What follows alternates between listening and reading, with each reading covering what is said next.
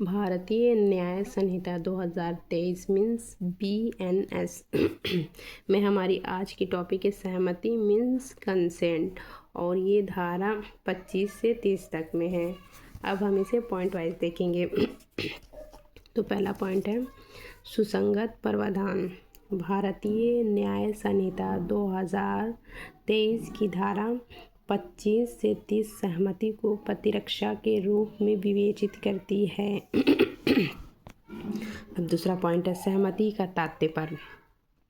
तो सहमति को भारतीय न्याय संहिता में परिभाषित नहीं किया गया है, यद्यपि धारा 28 ये बताता है कि सहमति कब स्वतंत्र नहीं होती है।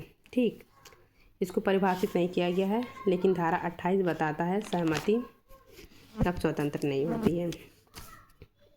सहमति का तात्पर्य यह है कि जो कार्य हो रहा है उसको स्वीकार कर लेना, मतलब जो कार्य हो रहा है उसको एक्सेप्ट कर लेना मीन्स।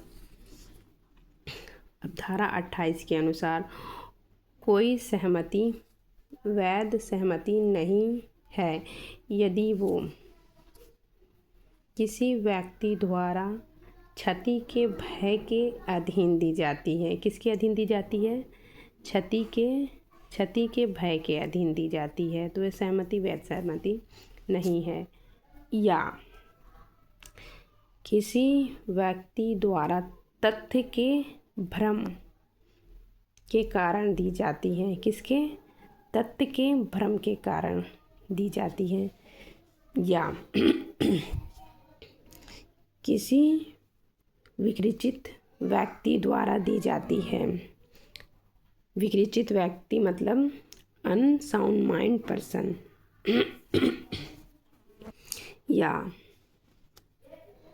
किसी नशे के अधीन व्यक्ति द्वारा दी जाती है। या 12 वर्ष से कम उम्र के व्यक्ति द्वारा दी जाती है। ठीक, अब तीसरा पॉइंट है सहमति प्रतिरक्षा के रूप में। तो धारा 25 के अनुसार, धारा 25 क्या है? कोई बात जो मृत्यु करने या गंभीर उपाधि पहुंचाने के आशा से ना की जाए और वह किसी ऐसे व्यक्ति की सहमति से जो 18 वर्ष से अधिक आयु का हो, प्रत्यक्ष या लक्षित सहमति दिए जाने के बाद किया गया हो, अपराध नहीं होती। ये इस सिद्धांत पर आधारित है कि जो सहमति देता है उसे क्षति नहीं होती, क्योंकि प्रत्येक व्यक्ति अपने हितों का उत्तम निर्णायक होता है।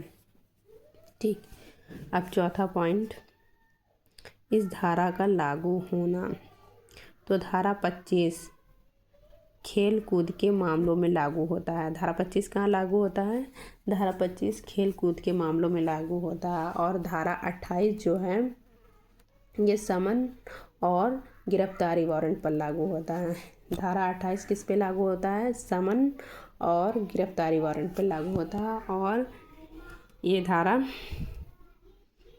खेल कूद के मामले में लागू होता है। ठीक, अब हम आगे का पॉइंट देखते हैं।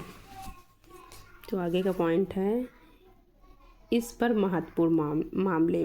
तो पहला मामला है विशंबर बनाम रुमाल, और दूसरा मामला है टुंडा बनाम रेक्स। ठीक।